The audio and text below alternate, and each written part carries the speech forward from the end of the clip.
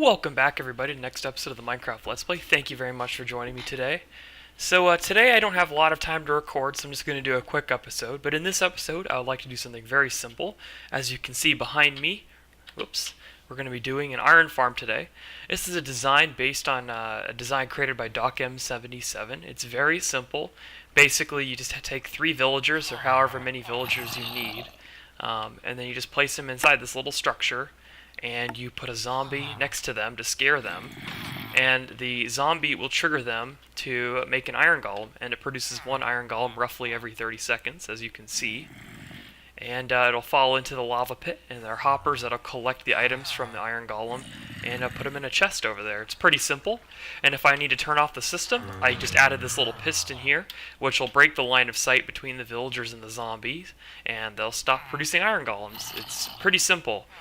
If you want to see this design for yourself and how to build it, I would suggest taking a look at DocM77's video, which I'm going to be putting in the description.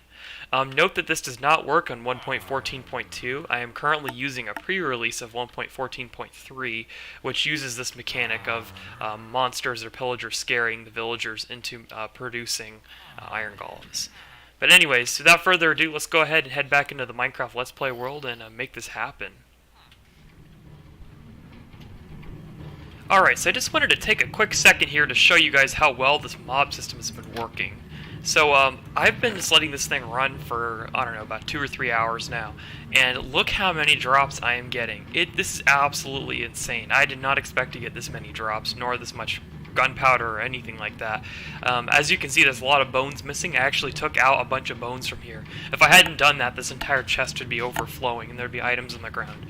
So, as you can see, the mob system is doing very well. It's looking like I'm going to have to do something about the drops. I'm probably going to have to, sort them out or something. I'm actually thinking about having a special minecart to pick up the items from that chest. I'm sorry, those minecarts are really annoying. Have a separate minecart that would go to that chest, pick up the items, and then take it down to the underground sorting system. And then I could have a special set of chests. I could add some more chests to the auto sorter, the super sorter, or maybe have another area over here. I'm not sure, but let me know in the comments section what you think I should do. For now, I'm just going to manually unload this. I'm going to definitely make a bunch of TNT, and I can trade all of this with the cleric villager.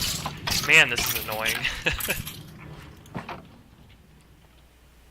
Alright everybody, so I have been busy working away here on designs to improve this a little bit so that I won't have to go all the way up here just to flick this stupid lever up and down to control when the zombie's in the up or the down position.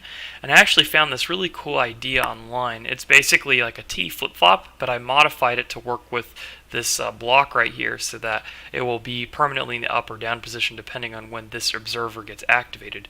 Basically the idea is I get my bow out and I'm here at the bottom at the ground here, and I just kind of aim up here and I shoot that button. It'll be a little bit harder from ground, but I'm pretty accurate with the bow.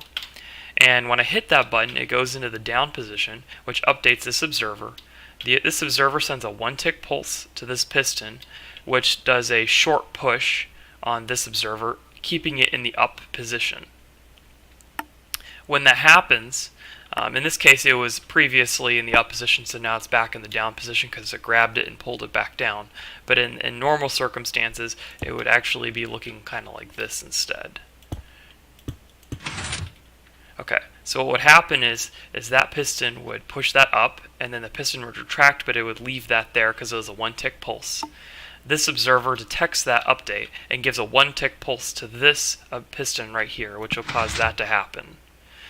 The piston will push up this block and do the same thing, and this is the block that the zombie would be standing on. Because the zombie would be up here, it basically just shoved the zombie upwards.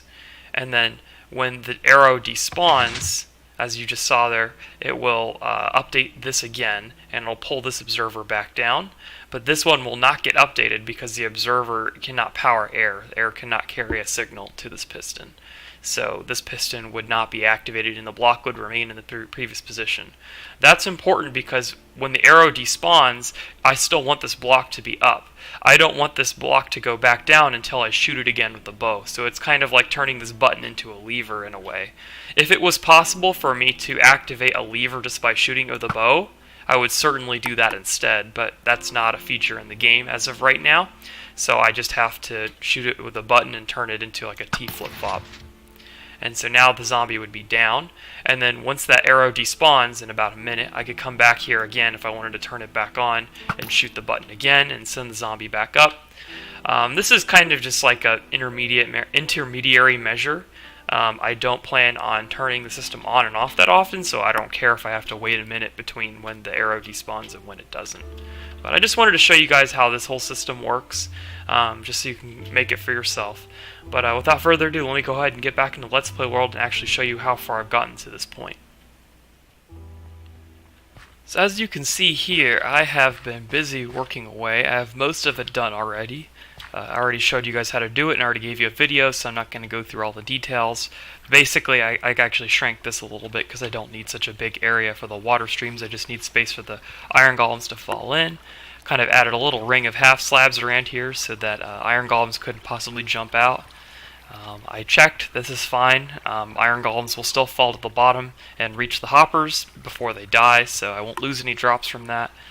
This is the way I'm going to get my zombies and villagers into the minecarts and up into that area. And I just have to install the observer T flip-flop with a button so that I can pull that block right there up and down for the zombie. I'm thinking about changing that from glass to some other solid block, since the glass is kind of hard to tell if the zombie is up or down, but I can definitely tell with a stone brick. So I also used a birch button because it'd be easier to see with my bow and easier to shoot. So that's that right now. I'll get back to you guys when the system is working. So I have my villagers here inside of the area, but unfortunately I already had a zombie in there too, but when I added the third villager, they spawned an Iron Golem on the dirt right here.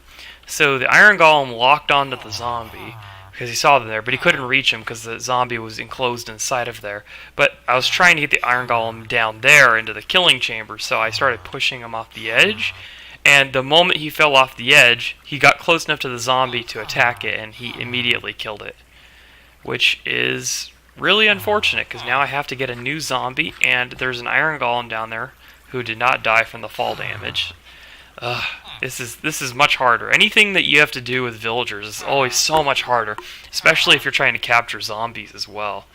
And not only that, I had to get 22 emeralds to buy a name tag off my librarian, and that never happened. Like that was hard for me to do because I had to like trade with him and wait for his trade to refresh, and then anyways, long story short, I had to collect 22 emeralds to get the name tag, but now that he's dead, I have to get another name tag for the stupid zombie, and I have to somehow get rid of that guy. He's going to make it impossible for me to get a zombie, so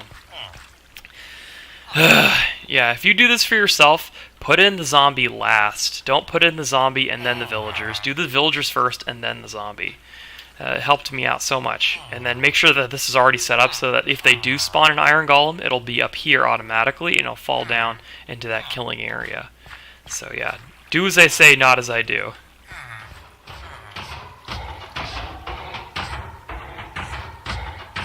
I think the system is working now, believe it or not. Let's take a look here at what we have so far. Look at that, 13 iron, and that was just like the first 2 or 3 minutes. That's enough for me to finish the anvil I needed to make so I could repair my tools. So yeah, the iron farm is working. It's actually working pretty well by the looks of it.